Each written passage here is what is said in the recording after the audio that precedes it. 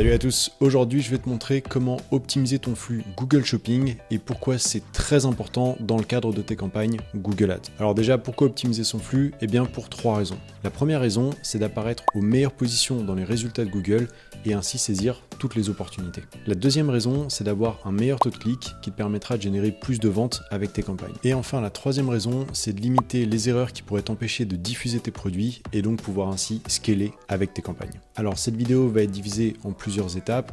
Tout d'abord, on va faire un petit récap de ce qu'est le flux shopping. Ensuite, je vais te montrer comment optimiser tes images produits, comment optimiser ton titre produit, comment fonctionnent les GTIN, puis comment remplir sa fiche produit, comment définir son prix, comment implémenter une source supplémentaire, et enfin j'aurai un petit cadeau pour toi qui va sûrement te mettre de très bonne humeur. Mais qui suis-je pour t'expliquer tout ça? Eh bien je me présente rapidement, je m'appelle Charles Cotalem, je suis spécialiste Google Ads depuis 10 ans et je suis le fondateur de Satellite. Satellite, c'est une agence Google Ads qui accompagne des sociétés de toute taille pour la gestion de leurs campagnes publicitaires. Je te mets ici les logos des sociétés qu'on accompagne en ce moment et tous les mois on investit des centaines de milliers d'euros sur Google Ads pour nos clients. Également, si tu investis au moins 5 000 € par mois dans tes campagnes, eh bien on t'offre un audit gratuit de ton compte qu'on s'engage à te rendre sous 7 jours. Mais maintenant, place à la vidéo.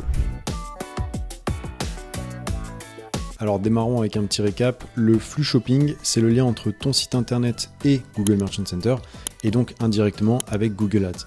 C'est grâce à ce flux shopping que tu vas avoir des fiches produits qui te permettront de diffuser sur le canal shopping à travers tes campagnes Performance Max, Dimension et Shopping. Et donc c'est primordial de le configurer, autrement tu ne pourras pas diffuser sur ces canaux. Concernant les fiches produits, elles sont composées de plusieurs variables. Alors d'abord, on a l'image du produit évidemment. Ensuite, on a le titre qui ne doit pas dépasser 150 caractères. On a le prix du produit avec parfois le prix en promotion. Donc là, en l'occurrence, tu vois que le prix actuel, c'est 139,99 €, mais que normalement, le prix, c'est 150 €. Donc on a le prix barré ici et on a également un petit label promotion dans l'image. Enfin, on va avoir le vendeur. Donc là, en l'occurrence, c'est boulanger. Puis les informations de livraison. Ici, tu vois que la livraison, elle est gratuite pour ce produit. Et enfin, on a les avis clients. Les avis clients, c'est très important et on va justement en parler par la suite. Toutes ces informations, elles proviennent du flux shopping et c'est très important d'avoir des fiches bien complètes parce qu'autrement, tu n'arriveras pas à diffuser correctement sur les résultats de Google et il y a peu de chances que tu aies des clics et donc que tu fasses des ventes. Pour optimiser les images de tes produits, il faut que tu fasses deux choses. La première, c'est avoir une image nette du produit sur un fond uni, de préférence clair. La seconde chose, c'est de montrer le produit sous son meilleur angle. Je vais te montrer un exemple pour illustrer mes propos. Là, je suis allé sur Google, j'ai tapé Garmin montre running, donc des montres pour faire du sport. Et quand tu regardes les 4 premières fiches, eh bien, tu vois qu'on a une image très nette du produit. On le reconnaît tout de suite. Et en plus de ça, ici, on voit que c'est des montres pour le sport parce qu'on a des KPI sportifs qui s'affichent à l'écran. Contrairement par exemple à cette fiche, où là, le produit, il est affiché de loin. Donc on ne le reconnaît pas forcément, c'est quand même un peu petit. Et en plus de ça, on a juste l'heure qui est affichée, donc on pourrait penser qu'il s'agit seulement d'une montre à chrono. Donc voilà le genre d'image qu'il faut avoir. Là, c'est vraiment impeccable et c'est typiquement le genre d'image qui vont générer des bons taux de clic. Pour ce qui est des titres des produits, c'est très important parce que les mots que tu vas inclure dans le titre de ton produit sont les mots sur lesquels tu vas ressortir dans Google.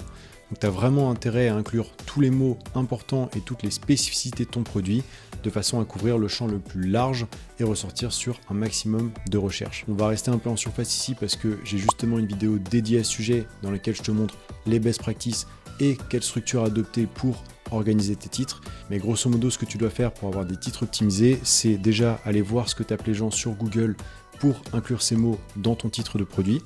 Donc tu vois là par exemple, si on vendait des tapis de yoga en France, hop, on voit que tapis de yoga c'est recherché 9900 fois sur Google chaque mois, donc c'est quand même un volume assez important, mais que les internautes recherchent également les tapis de yoga antidérapants, 720 recherches mensuelles, les tapis de pilates, 2900 recherches mensuelles, c'est quasiment un tiers de tapis de yoga, mais encore les tapis de yoga épais, 720 recherches par mois, etc.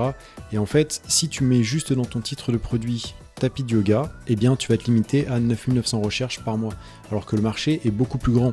Parce que si tu rajoutes les antidérapants dans ton titre, eh bien c'est 720 recherches supplémentaires sur lesquelles tu es éligible pour être diffusé. Si tu rajoutes tapis pilates, eh bien ça fait 2900 recherches supplémentaires et petit à petit tu élargis drastiquement ton scope et donc ton champ d'opportunité. Pour ce qui est de la structure de tes titres, moi je te conseille d'adopter une de ces 3 structures que j'ai créées. Tu as la méthode par attribut principal, la méthode par marque et la méthode par public cible. Si on prenait les tapis de yoga, on serait plutôt dans la méthode par attribut principal et donc tu peux commencer ton titre en mettant d'abord le nom du produit, puis la marque, puis enfin les spécificités, donc couleur, matière, taille, infos supplémentaires et enfin autres si besoin. Et ça te fait des titres parfaitement optimisés avec tous les mots-clés sur lesquels tu pourrais ressortir et qui sont pertinents avec tes produits. Enfin, ton titre de produit ne doit pas dépasser 150 caractères. C'est très important que tu ne le dépasses pas, sinon Google va refuser le produit et tu ne pourras pas être diffusé sur le canal shopping. Moi, ce que je te conseille de faire, c'est de te rapprocher le plus possible des 150 caractères en incluant tous les mots-clés pertinents par rapport à ton produit, de façon à élargir le plus possible ton champ de diffusion et donc maximiser tes opportunités. Troisième étape, renseigner les codes GTIN de tous vos produits. Qu'est-ce que c'est qu'un code GTIN ? Eh bien, GTIN, ça veut dire Global Trade Item Number. Et en fait, c'est un code d'identification unique pour chaque produit qui va être commercialisé. Et donc, ça permet à Google de savoir exactement quel est le produit que vous vendez. Fournir le code GTIN de tes produits, ça va t'apporter 3 avantages très intéressants. Le premier, c'est que Google sait tout de suite de quel produit il s'agit, donc il sait à qui le présenter et comment le vendre. Le deuxième avantage, c'est que si tes concurrents vendent déjà ce produit, eh bien, il va être capable de récupérer tout l'apprentissage de tes concurrents pour te le donner dans ta campagne, ce qui va représenter un gain de temps et de belles économies. Et enfin, c'est que Google va être capable d'aller récupérer des informations enrichies sur ton produit et notamment tous les avis clients. Donc si par exemple tu vends sur ton site e-commerce des montres Garmin pour courir, eh bien dès le premier jour du lancement de ta campagne, tu pourras bénéficier de tout l'apprentissage qu'a déjà réalisé la Fnac, mais également Darty, Boulanger et tous les sites qui vendent ce même produit. Je vais te montrer ça en image. Si on regarde par exemple cette montre, on voit qu'elle est vendue par Boulanger et qu'ils indiquent 9000 avis. Sauf qu'en fait, si je clique sur la fiche produit, eh bien on en voit ici que 63. Donc eux, sur leur site, ils n'ont que 63 avis, mais ils arrivent à en montrer 9000 dans leur fiche shopping. Donc tu récupères des informations très utiles pour convaincre les internautes d'acheter tes produits, mais tu réalises également un gain de temps très intéressant et un gain en performance. Quatrième hack pour un flux shopping parfaitement optimisé, renseigner toutes les informations possibles sur tes produits. Tu vois, là on est sur la fiche d'un produit, tu veux t'assurer que par exemple la marque a bien été renseignée, que la couleur a été renseignée, la taille, la tranche d'âge, le sexe, etc. Tu as également pas mal d'informations ici, comme notamment le product type, ça c'est hyper important parce que ça permet à Google de catégoriser ton produit, mais tu as également d'autres informations comme, tu vois, si je vais dans modifier les produits, hop, si tu descends un petit peu et qu'on va sur informations supplémentaires, eh bien tu vas retrouver des infos comme la classe énergétique ou les points forts du produit, etc. Ça, c'est vraiment déterminant parce que toutes ces informations, elles vont permettre à Google de mieux comprendre quel est ton produit et de le montrer aux bonnes personnes. Donc, je sais que c'est quelque chose d'assez fastidieux, je ne vais pas te dire le contraire, mais prends le temps de le faire, ça vaut vraiment la peine pour améliorer tes performances. Cinquième étape, optimiser les prix de vos produits. Il ne faut pas perdre de vue que Google Shopping, c'est quand même un comparateur de produits. Donc il a envie de mettre en avant 2 choses. D'abord les produits qui sont les plus pertinents et ensuite ces produits au meilleur tarif. Pour ça, le plus simple, c'est d'aller directement dans Google Merchant Center. Tu vas dans la section Données Analytics, Produits et tu cliques sur Tarification. Tu vas alors avoir accès à 4 rapports. Le premier, c'est les prix par rapport au benchmark. Donc là, tu peux voir que par exemple sur ce compte e-commerce, ils ont 45% de leurs produits qui sont moins chers que les concurrents, 3% similaires et 52% plus chers. On a également une comparaison des prix pour les différentes marques. Et surtout, le rapport qui m'intéresse le plus, c'est celui-là, c'est les produits avec l'écart de prix le plus élevé. En l'occurrence, tu vois que par exemple ce produit qui est vendu 39,90 €, eh bien la concurrence elle est plutôt à 15,98 €, ce qui représente un écart de prix de 149,7%, et donc il y a peu de chances que ce produit soit diffusé dans ces conditions. Donc là typiquement on sait qu'il va falloir retravailler les prix de ces produits. Enfin, on a également un rapport sur la suggestion de prix soldé avec le meilleur impact sur les performances. Donc là par exemple ce produit qui est vendu 89,90 €, Google me suggère plutôt de le baisser à 75,51 € si je fais des soldes. ce qui représenterait une augmentation de mes clics de 249,5%. Cependant, on ne prend pas toutes ces informations pour argent comptant. Google, c'est un comparateur. Lui, ce qu'il veut, c'est que les prix soient le plus bas possible pour que les internautes fassent les meilleurs deals. Mais ça ne veut pas dire pour autant que tu dois casser tes prix et vendre à perte. Donc, configure les prix qui sont le plus justes pour toi en prenant en compte tes marges et tes coûts d'acquisition. Et tu verras ensuite les performances de tes campagnes.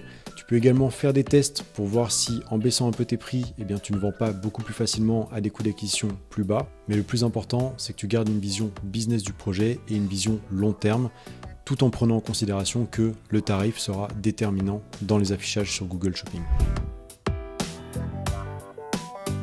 Dernier hack avant le cadeau, implémenter une source supplémentaire dans ton flux shopping.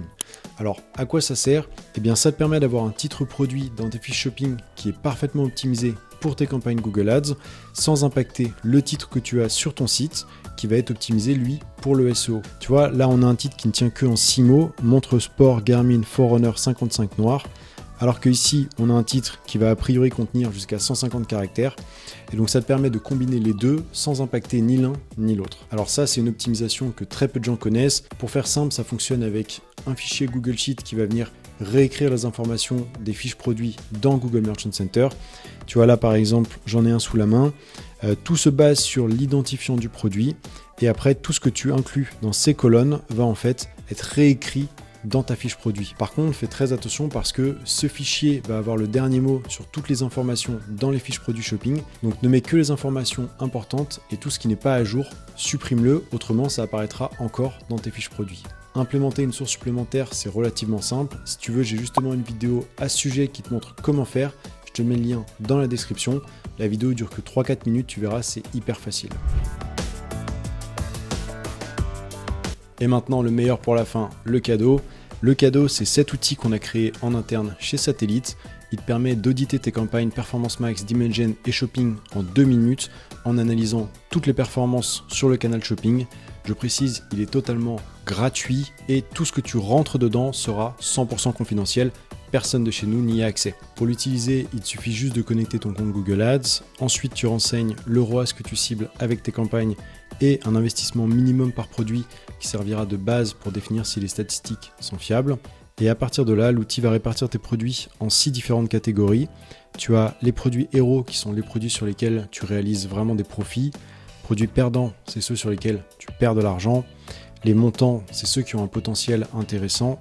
Les peu convaincants, c'est ceux qui pour le moment sont assez décevants.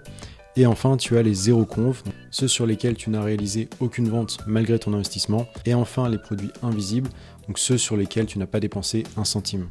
À partir de là, tu vas tout de suite voir si tu es rentable ou pas avec ton budget. Donc là, par exemple, on voit qu'on a 77% du budget qui a été investi de façon rentable, mais 22,83% du budget ont été investis sur des produits à perte. Donc là, ce qu'on fait, c'est on descend un petit peu. Et ici, tu vas voir la répartition des produits par catégorie. Donc là, en l'occurrence, je vais te donner un exemple avec les produits héros. Ils représentent que 13,38% des produits de notre inventaire. Par contre, ils ont investi 70,34% du budget des campagnes, ce qui a généré 81,15% du chiffre d'affaires, avec un retour sur investissement de 10,76. Donc c'est hyper intéressant parce qu'on voit qu'on a seulement 13% de nos produits qui génèrent 80% de l'inventaire, et on voit également que les produits zéro conv, ils représentent 54,73% de l'inventaire, et ils ont dépensé 12,50% du budget, ce qui représente 4 959 €. Donc si on arrive à rediriger le budget des produits zéro conv vers des produits rentables, eh bien on ferait 4 959 € fois un ROAS de 10,76. Donc ça pourrait vraiment changer totalement les performances de tes campagnes, et voilà pourquoi on a créé cet outil. Et évidemment, si tu descends tout en bas, tu verras le détail par catégorie de produits. Donc tu vois, si je suis sur les produits héros, je sais que c'est ceux-là. Les produits perdants, c'est ceux-là, etc. Voilà, c'est tout pour aujourd'hui. Si tu as des questions, n'hésite pas à me les laisser en commentaire. Je m'engage à y répondre très rapidement. Si c'est des questions urgentes, tu peux me contacter sur LinkedIn. Autrement, si la vidéo t'a plu, je t'invite à laisser un like. Ça m'aide énormément pour le référencement sur YouTube. Et autrement, je te dis à la prochaine vidéo. Voilà, c'est tout pour aujourd'hui. Si tu souhaites te faire accompagner dans la gestion de ton compte Google Ads, n'hésite pas à prendre rendez-vous directement en bas dans la description de cette vidéo ou à me contacter sur LinkedIn pour recevoir un audit gratuit de vos campagnes. Merci d'avoir visionné cette vidéo et à très bientôt.